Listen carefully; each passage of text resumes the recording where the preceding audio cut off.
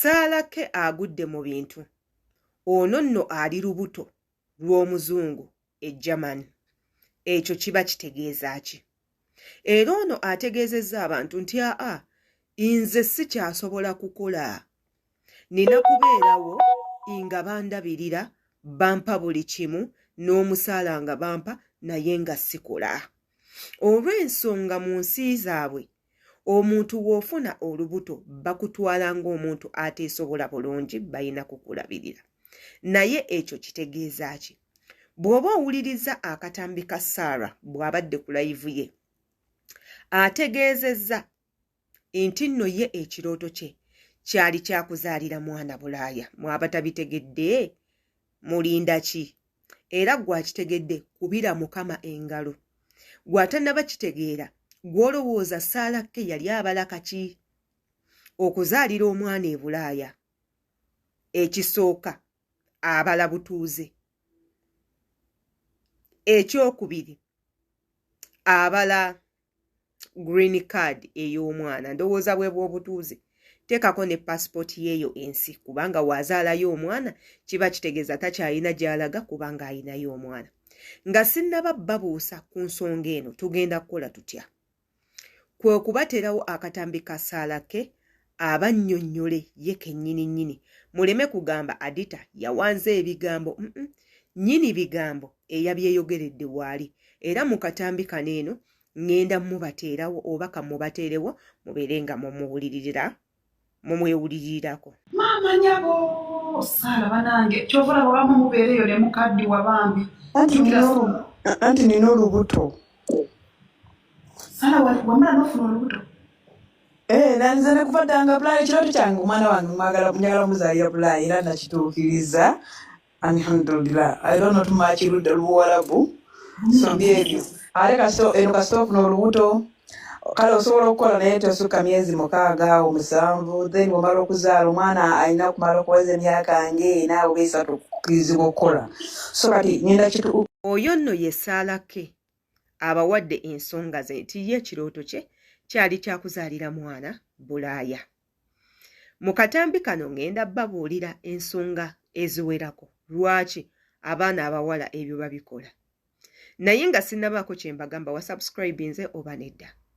Bw'oba obadde tonnaba subscribinga oba tonnaba subscribinga obutambi nga we buti ogenda bbanga obumiisinga nnyo ate era nga bwandibanga bw'amakulu mu bulamu bwo. Ky'olina okukola subscribinga.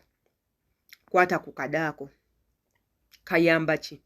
Bw'okwata kade buli vidiyo gy'oteekayo eba ekutuukako bulungi. Gwe gwe basooka owandiikira message ne bakugamba alo wa subscribinga ku page bweti ne bweti tubadde tukugamba nti tutaddeyo vidiyo endala. Nojja n'ogiraba.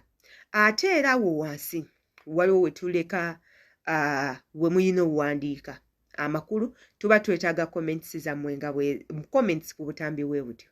Nabagamba comments zammwe zinsomesa ebintu bingi nnyo yadde nga abasinga mutera wandiika za kunvuma ne ziina bye zikola bingi nnyo omuli otubuulirira otusomesa teekako n'otuzibula amaaso ku ebyo ebintu ebimu bye tubadde tetumanyi.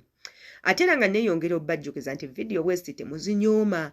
Oyinza okubeera eyo nga ggwe munnamukisa afunye omukisa gwe ogw'okugenda e London, nga gwe ofunye omukisa gwe ogw'okugenda e Netherland, gwe ofunye omukisa gwe ogw'okugenda e Canada, ogw'okugenda mu America, n'otuuka eyo visa neggwako nga tomanyi kyakukola ki kyakukola. Naye w'oyigira mu butambi bwe buti bwe tubateereddeyo kijja kukuyamba kitya nti osobola okutuuka eyo naawe n'okola obukodyo nga bwe buti n'osobola okusigalayo. Nti abaana bwe batuuka mu ezo ezaakula bakola ebintu bingi nnyo. Example ya Muna we yatuuka e London kye yasooka okukola kwe kwewaayo nti ye muli wa Bisiyaga. Era bw'atyo n'akakasa gavumenti ya London nti ye mu ggwanga erirye tebakkirizayo bali ba Bisiyaga. Era bw'anaakwatibwako agenda kusibwa immediately oba ayinza n'okuttibwa. Katonda n'amuyamba nti ensi za Africa zaagaana ebisiyaga era nga kiri mu mateeka. Era Katonda n'amuyamba nti ku mikutu gy'omukulembeze waffe President Yoweri Kaguta Museveni yali ataddeko nti bw'anaakwata abali b'ebisiyaga bonna agenda bakwata abateeke mu kifo kimu abaggalire mpaka omu ku bo wanaafuna olubuto alyoka akola atya abate. Nti ezo statements si zonna ezaakolebwa mu ggwanga lyaffe erya Uganda, Kenya, Tanzania zaayamba Muna okuba nti asigala e London. Era zaayamba Muna okuwaayo okusaba kwe nga kujjuvu tekuliimu yadde enkenyera nti ye muli wa bisiyaga.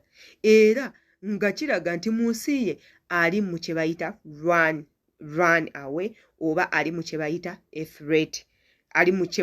a threat situation or condition. Yeetaaga buyambi.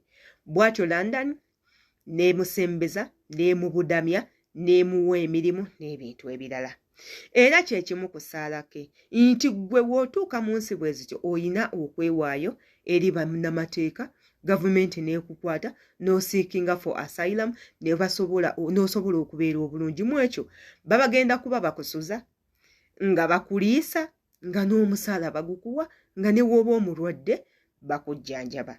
Kati abantu nga Sarah K woba ogendedde ku muntu nga ye yakutwala for example yakuwa invitation n'ogenda mu nsi n'otuuka eyo nga toyagala kudda, omuntu oyo aba akubaako n'obuvunaanyizibwa. Era omuntu oyo yakusomeramu omuzannyo n'akugamba kati ky'olina okukola funayo omusajja awo, mwetege, muweeko, funa lubuto. Bw'ofuna olubuto mu period gy'ogenda okumala eno ey'emyezi 3 olubuto lugenda bba lutandisa okutawaanya, ogenda bbeera mulwadde. Mwokyo ogenda kubeeranga mu ddwaliro eno nga bwe tugoba ku mpapula zo bakutwale mu ddwaliro weewandiise omwana eno olubuto lukula, bagambe bannange tetusobola kuta muntu ayina omwana waffe. N'oyo omuntu gw'oba ofunyeemu olubuto ye kennyini ye agenda n'aregisteringa omukyala n'agamba nti nina omukyala omugwira gwe nafunisizza olubuto njagala asigale nange lwa nsonga ayina omwana wange.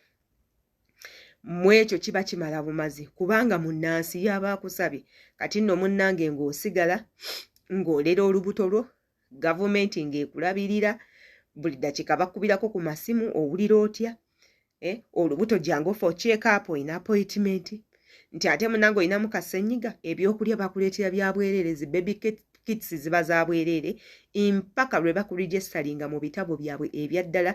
Era oluvaamu nga omusajja aclaiminga nti ono omukyala wange njagala kumuwasa nga bakuteekako mpeta ng'ofuuka mukyala mufumbo, bw'otyo ng'ofuuka mutuuze.